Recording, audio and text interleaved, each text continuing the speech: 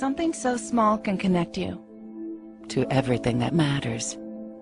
When your life and all you love are on the line. Number one, the United States does conduct espionage. We're at the end of a definition of what a normal human being is. It is a big idea, a new world order. Today we're going to be thoroughly covering the microchip. Not just the microchip that goes in your hand or your pet, but also the one that is in our clothes, our electronics, and the one that has infiltrated our homes. The year is 2017. You're rushed to a hospital unconscious with no ID or medical history, but thanks to a microchip under your skin, it's all there. Science fiction 20 years ago, but a biometric reality today. Well, here I am at the meat counter. This is what the shop likes to call its intelligent freezer. Why do they think it's so clever? Well, all the packets of meat here contain a microchip.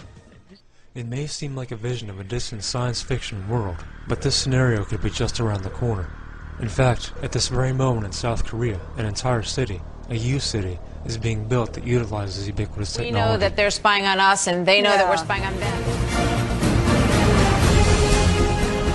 The city of the future that combines high-tech IT infrastructure and information services in the city space. Hwaseong Dongtan U-City, a place where lifestyle of the future becomes a reality. At Hwaseong Dongtan U-City, your dreams become a reality. The Department of Homeland Security wants to cut down on the chances that potential terrorists and illegal immigrants can get their hands on government IDs. Today, Homeland Security Chief Michael Chertoff unveiled plans for new, more secure driver's licenses.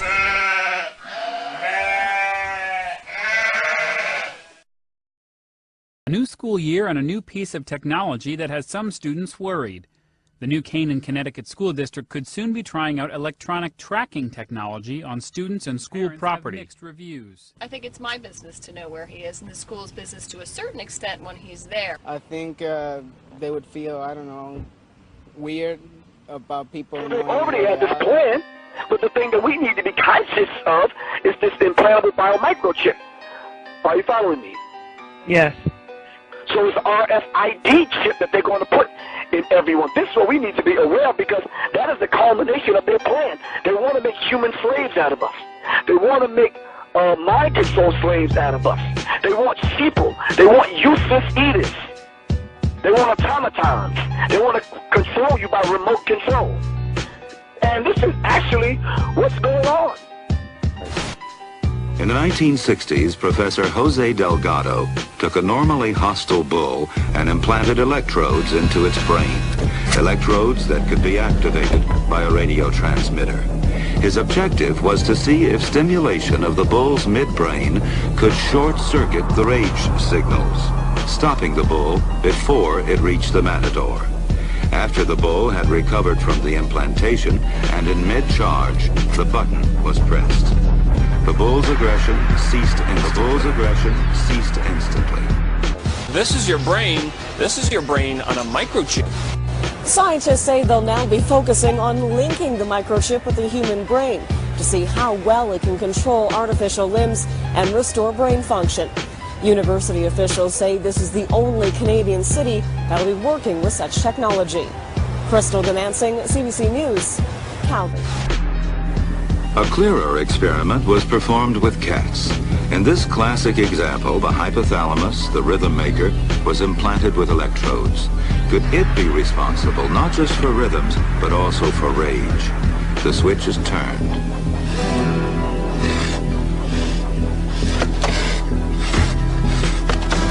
Then the switch is turned off.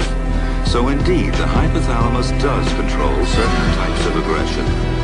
According to Dr. Delgado, experiments of this type have also been performed on humans. We know that these experiments were conducted in Canada at certain hospitals, and that certain unwilling, unconsenting human subjects were implanted with small electrodes in the brain, and to this day are still being controlled by their handlers. It is not, ladies and gentlemen, a complex process as you may believe. In fact, it need not even be implanted within the skull or be productive of stimulation of the brain. All that is needed to accomplish the radio control of the brain is a twitching muscle. The subject becomes hypnotized and a muscle stimulant is implanted. The subject, while under hypnosis, is commanded to respond when the muscle stimulant is activated, in this case, by radio transmission. Well, they talked about, for example, electrical hazards. This thing is by no means inert. The way it works is it actually picks up and amplifies ambient electromagnetic energy from the reader devices. And if you have one of these things in your arm and you get within range of a powerful electromagnetic field, it can actually burn you.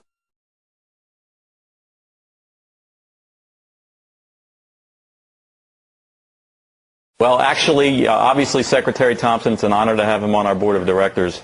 And as he stated all along, when the infrastructure is in place, he will get a chip. That could be 2050. Let me finish. We now have over 60 hospitals that have agreed to implement the system, so that time is nearing. Only 2 now, right? And I spoke with Secretary Thompson yesterday, and we believe it's in the very near future that he will get a chip and then appear on your show today. You have a chip implanted. Is it underneath your right arm? It's in the right arm. You power up a scanner, and you simply scan the arm. And once you scan the arm, you'll see that the identification information. And on the laptop here you have it hooked up to, it says some number, but that doesn't. On the database about Scott Silverman, it'll have my driver's license information, it'll have medical information, it'll have financial information, and it'll have security information for ingress and egress into facilities. The critics would say, and I listened to it, and I'm trying to figure it out, but they use the "they" word a lot. Is there a vast RFID conspiracy out there that is they would say this is a slippery slope. This is the first thing. This is where you lull us into a false sense of security. We all get these things. And then the next thing you know, I don't know, it's making like Soylent Green. Like the Trilateral Commission, or the whole world gets taken over, like in Terminator 3 or something. Is anything? I mean, do we need to worry? There's no conspiracy, Joe. You sure? I'm sure. I'm looking at you. I'm looking at your eyebrow. It twitches when you say that a little bit. And I'm looking back at you. Federal Reserve. We're standing outside on the sidewalk. We're talking about the Constitution. Of course, I know exactly what the dollar is going to do, but I'm not at liberty to. You're not going to tell me the truth. And those people who have been yelling, oh, the UN's going to take over global Conspiracy government. Conspiracy theorists. They've been crazy, but now they're right.